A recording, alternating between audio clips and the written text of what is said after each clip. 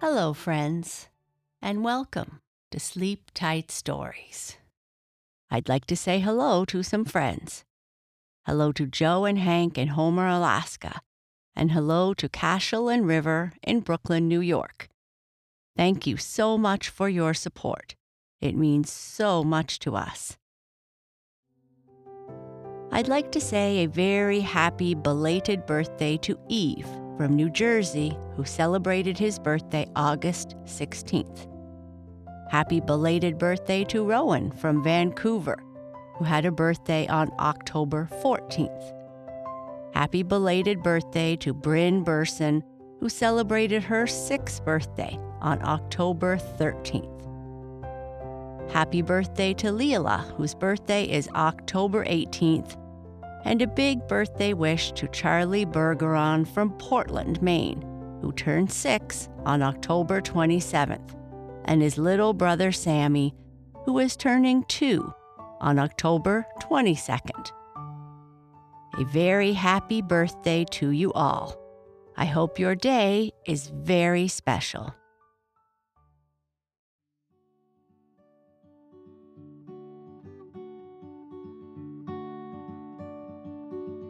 This story is about a dog named Princess. She lives on Prince Street and is the smartest dog around. Princess's owners say she is the most beautiful dog on Prince Street, and she humors them, but she prefers not to be judged by her looks. It has been raining for days, and the sun is finally shining, and Princess cannot wait to get outside. Once her people leave, she heads out to see what the gang is up to. The Princess of Prince Street. Yes, Princess said to herself as she looked out the living room window. The sun is shining. Finally. After a week of being stuck in the house with only short walks in the morning, she was ready to spend some serious time outside. It had been raining non-stop, and she was constantly getting the zoomies from being stuck inside, which for her was very embarrassing. Princess was a dog, a Saluki to be exact, and all the humans told her that she was the most beautiful dog on Prince Street. She humored them when they said this, as she didn't want to be judged by her looks, but by the fact that she was very smart and independent. She was also very kind. To try and prove how smart she was, she resigned herself to performing tricks for her owners, whom she loved and who loved her back. She would walk backwards, spin, roll over, play dead, and bring her owners whatever they pointed to. They were eventually amazed at how smart she was. But her greatest tricks she kept a secret.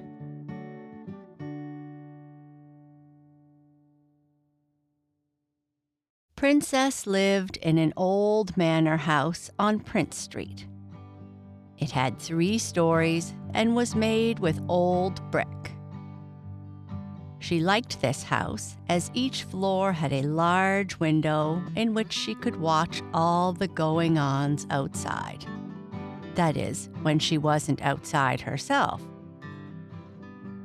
But what she loved about this house most of all was that while the front entrance had 3 heavy doors, the back door had only one, which led to a lovely green garden. That garden, in turn, connected to the neighbor's backyard, which led to the street. This door was the subject of one of her greatest tricks. Her owners were both very busy and not often home. Some dogs don't like being alone, but this suited Princess just fine. When the sun was shining, she always found things to do and dogs to talk to. Her owners didn't know this, of course, and were often mystified as to how she could be covered in dirt from staying indoors all day. They had sworn to check the old house for a dirty spot, but never had the time. Of course, they certainly didn't realize that she often left the house or had the ability to do so. They once suspected, but believed that the back door must have been blown open by the wind.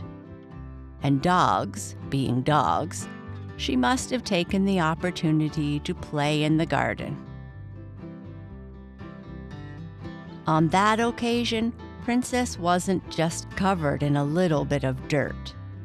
It had been raining outside, and when she came home, she was soaked and muddy. Unlike Princess, her owners don't like the rain or mud. Something about it ruining their white sofa? So Princess didn't go out in the rain ever again. Otherwise, her owners might learn about her secret. But today was a beautiful day. A perfect day, in fact. Princess jumped off the chair at the second-floor window and, tail wagging fiercely, rushed to the back door. She stood up on her hind feet, pushed down on the door handle, pushed hard, and opened the door. The door then closed behind her as she walked out onto the back porch that led to the garden. While the garden was surrounded by a high fence, there was an old gate that connected to the neighbor's backyard, which she hurriedly pushed through into the neighbor's garden and eventually out onto the street. Freedom!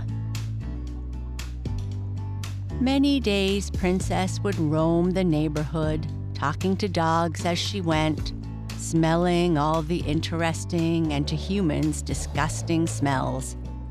But today, she was running towards the park at the bottom of Prince Street, where she was going to meet with the gang. "Good morning, Sarge," Princess said. "Beautiful day, isn't it?" Sarge was a German shepherd, and by sheer size and force of will, the de facto leader of the gang, and all the dogs in the city. Not bad at all," he said in a deep voice.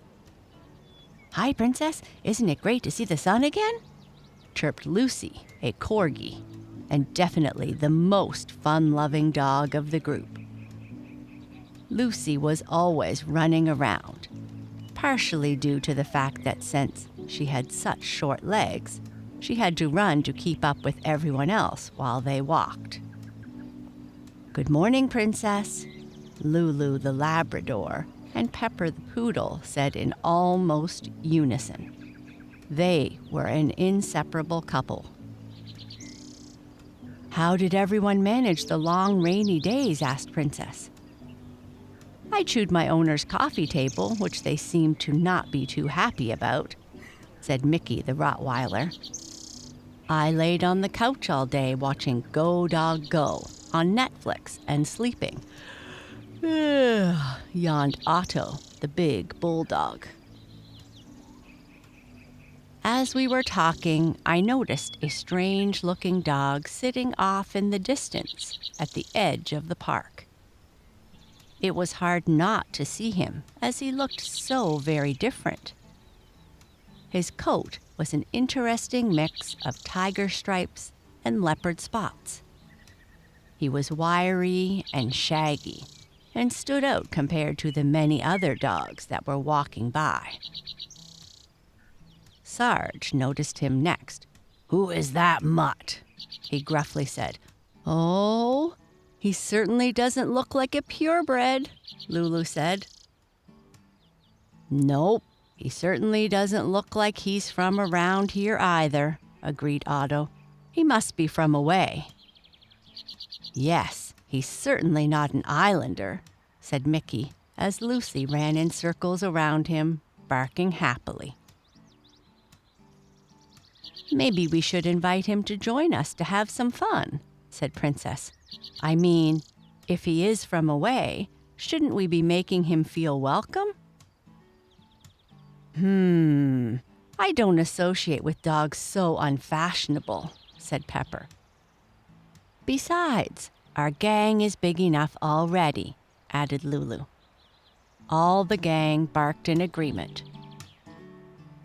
"Well, I don't think that's right. We should be nice to all dogs we meet, no matter if they are like us or not. There is nothing wrong with being new and different," Princess said. "I'm going to go over and say hello." The rest of the gang sat and watched with disapproval as Princess trotted over to greet the new dog. "Hello, my name is Princess," she said as she gave him the customary sniff. "I saw you sitting by yourself over here, and I thought I might come over and say hello. You are new around here, aren't you?" "Yes, I am. I arrived just a few days ago," he said. "Oh, and I am called Ignatius, by the way." "Hi, Ignatius. Nice to meet you," Princess said with enthusiasm. "Thank you for coming over to talk to me. It's hard to meet new dogs when you arrive in a new town," Ignatius said. "Your friends over there don't seem quite as welcoming as you are," he continued. "Oh, don't mind them. They are actually really nice once you get to know them. They just don't see many dogs different from themselves, and sometimes they are scared of the change that the new dogs might bring. They'll come around eventually," Princess said. "That big German Shepherd doesn't look scared of anything," Ignatius said with a disbelieving tone. "Sarge? Ha! He looks that way after years of working for the police. He's actually just a playful puppy inside." "So, where do you come from, Ignatius?" Princess asked. "I came from Toronto. Have you heard of it?" Ignatius asked. "Of course I have, silly. Everyone knows about Toronto. Toronto is where the famous dog fountain is," she replied. "So, do you have any plans for the day?" "No, I don't. My owners left for the day to go to work. They own a small store over on Queen Street. They didn't realize that they left the window open, and since it was such a nice day, I thought I might go for a walk and explore the city," he said. "Well then, how about I give you a guided tour, and I'll introduce you to all the places us dogs find cool," said Princess enthusiastically. "Great, that would be very nice of you," he said. "It's my pleasure." "Well, let's go then," Princess said, and off they went. And that's the end of the story. Good night. Sleep tight.